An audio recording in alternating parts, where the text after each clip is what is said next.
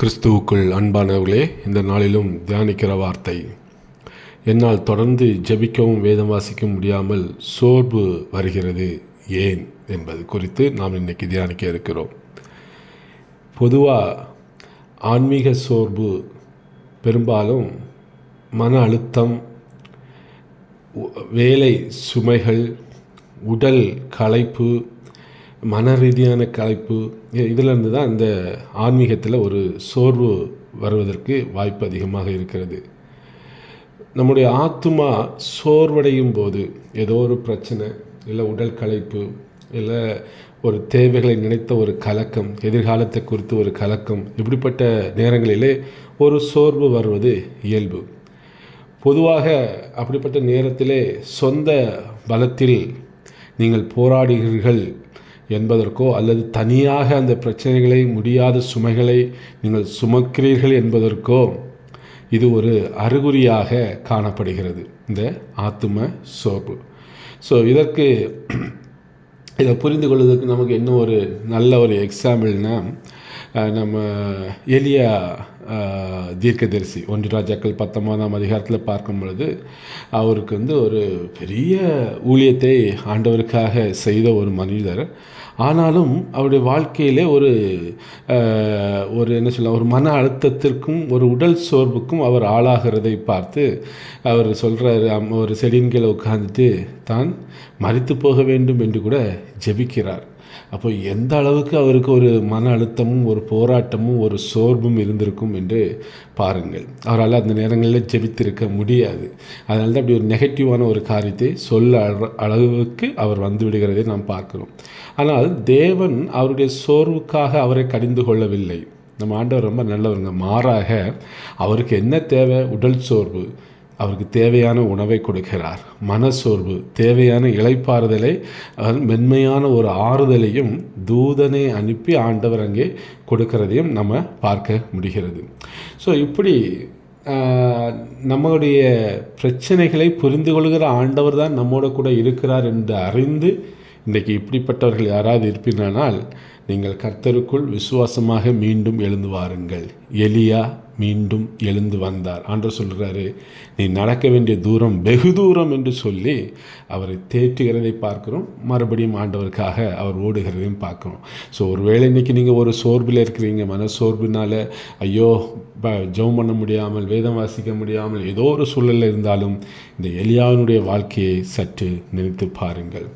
அது மட்டுமல்ல, ஆண்டவரே சில காரியங்களை நமக்கு ஆலோசனையாக சொல்லியிருக்கிறார். மத்தேயு 26ஆம் அதிகாரத்தில் 40-41 பார்க்கும் பொழுது, அவர் கெத்சமனே தோட்டத்தில் இயேசு கிறிஸ்து ஜெபம் செய்து கொண்டிருக்கும் போது தம்முடைய சீசர்களை நோக்கி சொல்லுகிறார், ஆவி உற்சாகம் உள்ளதுதான், மாமிசமோ பலவீனம் உள்ளது என்று சொல்லி அந்த ஒரு தூக்கத்தின் ஆவியை குறித்தும், அந்த பலவீனத்தின் ஆவி, அந்த சரீர பலவீனத்தை குறித்தும் ஆண்டவர் அங்கே மாமிசம் பலவீனமானது என்று அவர்களுக்கு ஒரு பாடத்தை அங்கே சொல்லிக் கொடுக்கிறதையும் நம்ம பார்க்க முடிகிறது.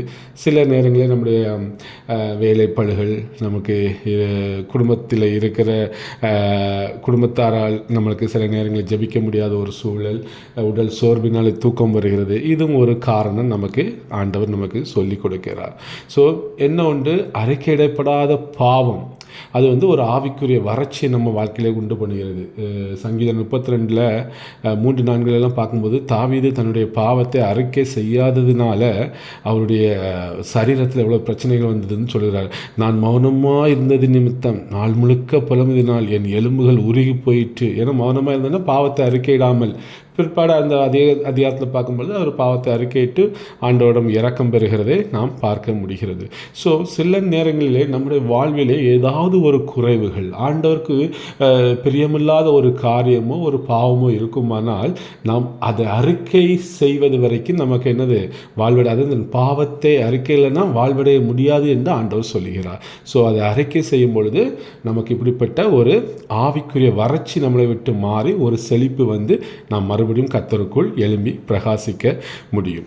ஸோ நீங்கள் இன்றைக்கு இப்படிப்பட்ட காரியங்களிலே இந்த வார்த்தையை கேட்குற யாராவது இப்படிப்பட்ட காரியங்களே நீங்கள் இருப்பீர்களானால் இன்றைக்கு உங்களை நீங்கள் சுய பரிசோதனை பண்ணி பாருங்கள். உங்கள் வாழ்க்கையில் ஏதாவது குறைவு இருக்குதா இருந்தால் பாவத்தை அறிக்கையிடுங்க. இல்லை உங்கள் வாழ்க்கையில் பிஸியாக ஜபிக்க முடியாதபடி ஒரு காரணம் இருக்குதா, உடல் சோர்வினால் நைட்டு போய் தூங்கிடுவோம் சீக்கிரம் அப்படி இருக்கிறதா, கொஞ்சம் அதை ஞானமாக கையாள பழகுங்கள். ஏதோ ஒரு இடத்துல அதிகாலை, இப்போ நைட்டு முடியலங்க அதிகாலையாக எழும்பி ஜபிக்கிற ஒரு பழக்கத்தை ஏற்படுத்தி கொள்ளுங்கள். எல்லாவற்றுக்கும் மேலாக நீங்கள் எலியாவை எடுத்து பாருங்கள். ஊழியத்தின் நிமித்தமும் சில நேரங்களிலே நமக்கு சில பாடுகள், பயங்கள், கஷ்டங்கள் எல்லாம் வரும். ஆனால் அந்த நேரத்தில் ஆண்டவர் அவருடைய சூழலை புரிந்து அவருக்கு அங்கே உதவி செய்கிறதையும் நம்ம பார்க்க முடிகிறது. ஸோ ஆண்டவர் யாரையும் கைவிடுற மாதிரி இல்லை, பாவம் செய்த மனிதர்களும் கைவிட மாதிரி இல்லை. உண்மையிலே ஒரு அறியாமையினாலே ஒரு சோர்வு வந்தாலும் அவர் கைவிடுகிற மாதிரி இல்லை. ஆண்டவருக்கு எல்லாருமே தேவை. அதனால் உற்சாகமாக ஆண்டவரிடம் நீங்கள் இன்றைக்கு வாருங்கள். இதற்கு இந்த நீங்கள் இப்படிப்பட்ட ஒரு சோர்வை உணரும் போது போராடுவதை நிறுத்துமாறு தேவன் உங்களை அழைக்கிறார் என்பதை நீங்கள் நிச்சயமாக மனதில் கொள்ள வேண்டும். நீங்கள் அந்த அந்த அந்த வறட்சி, அதாவது அந்த ஆத்ம வறட்சியில் போராடி கொண்டிருப்பதை ஆண்டவர் விரும்பலை. நீங்கள் அதிலிருந்து வெளியே வரணும். அதற்கு ஆண்டவர் நமக்கு கொடுத்திருக்கிற ஒரே வார்த்தை மத்தேயு 11ஆம் அதிகாரம் 28வது வசனத்திலே இயேசு இதற்கான ஒரு நல்ல தீர்வை அளிக்கிறார்.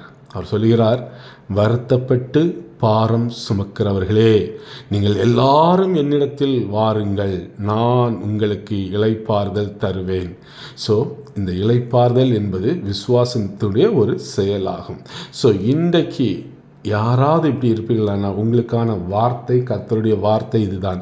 மத்தேயு 11:28 வருத்தப்பட்டு பாரம் சுமக்கிறவர், அவர்கள் தான் மன கஷ்டத்தில் இருந்துட்டு இப்படிப்பட்டவர்களால் ஜெபிக்க முடியாது, அப்படிப்பட்டவர்களால் வேதம் வாசிக்க முடியாது. வருத்தப்பட்டு, அதாவது ஃபீல் பண்ணி கவலைப்பட்டு கஷ்டங்களை சுமந்து கொண்டு இருக்கிறவங்க ஆண்டவர் சொல்கிறாரு, நீங்கள் அதை விட்டு என்னிடத்தில் வாருங்கள் என்று அப்படிப்பட்டவர்களுக்கு இன்றைக்கு சொல்லுகிறார். நான் உங்களுக்கு இளைப்பாறுதல் தருவேன் என்று வாக்குத்தத்தமாக யார் ஒருவர் மன அழுத்தத்தில், யார் ஒருவர் கஷ்டத்தில், கவலையில், ஜெபிக்க முடியாமல், வேதம் வாசிக்க முடியாது இருக்காங்களோ அவங்களுக்கான ஒரு வாக்குத்தத்தமாகவே ஆண்டவர் கொடுத்துருக்கிறாரு. நீங்கள் ஒரு நிமிஷம் உணர்வடைந்து என்னிடத்தில் வாருங்கள், நான் உங்களுக்கு இளைப்பாறுதலை நிச்சயமாக தருவேன் என்று வாக்கு பண்ணியிருக்கிறார். அதுதான் எலியாவுடைய சம்பவம், அதுதான் தாவீதுடைய சம்பவத்தில் பார்க்குறோம், அதுதான் சீஷருடைய வாழ்க்கையில் நம்ம பார்க்குறோம், அநேகருடைய வாழ்க்கையில் வேதத்தில் நம்ம பார்க்குறோம். எல்லாரும் ஒரு நாள் ஆண்டவரை மறுதலிச்சு போனவங்களும் மறுபடியும் வந்தாங்க. பாவத்தில் இருந்த தாவீதும் மறுபடியும் ஆண்டவருக்குள்ளே வந்தார். சோர்வடைந்த எலியாவும் ஆண்டவருக்குள்ளே வந்தார். இவங்களெல்லாம் வருத்தப்பட்டு பாரம் சுமந்தவங்க தான். அவங்களெல்லாம் ஆண்டவர்கிட்ட போனாங்க, அவங்களுக்கு ஆண்டவர் ஆறுதல் கொடுத்தார். இன்றைக்கு இந்த வார்த்தையை கேட்குற யாராக இருந்தாலும், ஒருவேளை ஒரு பாடு, கஷ்டம், துன்பத்தின் நிமித்தம் ஆண்டவரோடு உங்களால் பிரயாணப்பட முடியவில்லை, கஷ்டப்படுறீங்க, சோர்வில் நீங்கள் உணர்ந்து கொண்டு இருக்கிறீர்களானால் உங்களுக்கான நற்செய்தி, நீங்கள் இயேசு கிறிஸ்துவிடம் வாருங்கள், அவர் உங்களுக்கு இளைப்பாறுதல் தருவார், மீண்டும் உங்களை கட்டி எழுப்புவார். எப்படி நெகேமியா ஒரு அலங்கத்தை கட்டி எழுப்புனது போல இந்த சரீரமாக ஆலயத்தை உங்களை ஆண்டவர் மறுபடியும் கட்டி எழுப்புவார். ஆன்மீக ரீதியிலே உங்களால் மறுபடியும் கர்த்தருக்குள் பிரகாசிக்க முடியும். நிச்சயமாக இந்த வார்த்தையை விசுவாசித்து கர்த்தரிடம் வாருங்கள். கர்த்தர் பெரிய காரியங்கள் உங்கள் வாழ்க்கையிலே செய்வாராக. ஆமென்.